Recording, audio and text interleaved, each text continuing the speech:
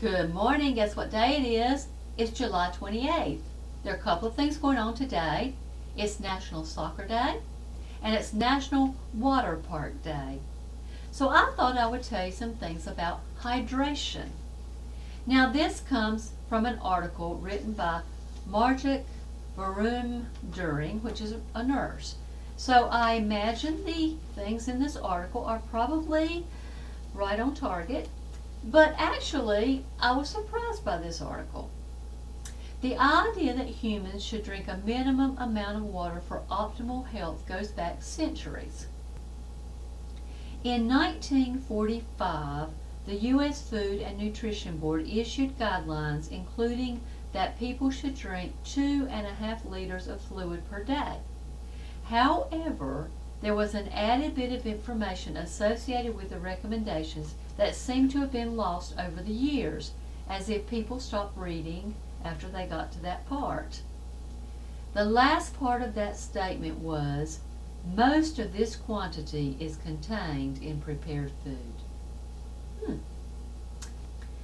In more recent years, we've all heard recommendations regarding how much water healthy adults should drink. It's 8 glasses of 8 ounces of water each day.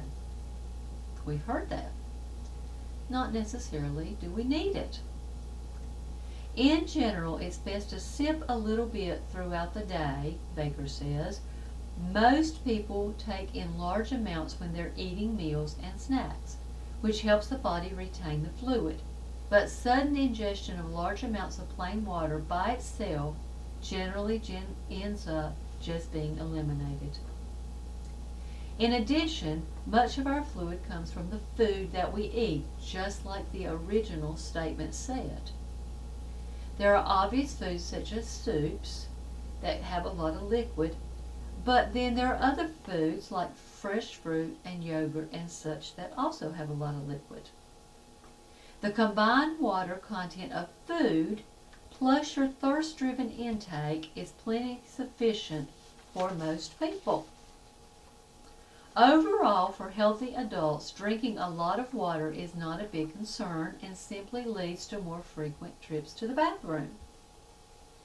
Much like the recommendation that healthy adults should consume 2,000 calories a day, a recommendation that adults consume 64 ounces of water a day is a generalization.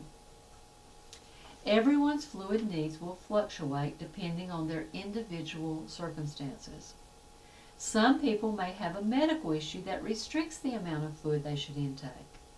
But most people should consider matters such as how active they are, how warm the weather is, their diet, and their size.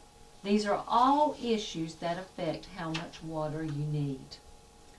The general takeaway of the hydration debate is to drink as much as your body tells you to. If you're thirsty, drink. If you're not thirsty, take sips of water. Or just wait until you feel thirsty, unless there are specific medical indications or situations. Most people won't overhydrate or become dehydrated. So while the so-called 8x8 rule isn't harmful for healthy adults, you can take it off your must-do list. I was a bit surprised by the information in that article, were you? So we all know that we have a physical need for water. But the Bible also uses water as a symbol for internal flowing life in a Christian. John 4:14 says, "But whoever drinks of the water that I shall give him will never thirst. But the water that I shall give him will become in him a fountain of water springing up into everlasting life."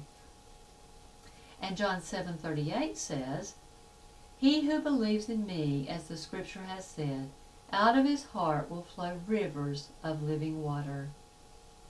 Revelation 21:6 says, "And he said to me, it is done. I am the Alpha and the Omega, the beginning and the end. I will give up the fountain of the water of life freely to him who thirsts." And Revelation 22:17 says, "And the Spirit and the bride say, Come. And let him who hears say, Come. And let him who thirsts come. Whoever desires, let him take the water of life freely. So today, go to the water park, drink a bottle of water, and invite the living water, Jesus Christ, into your life.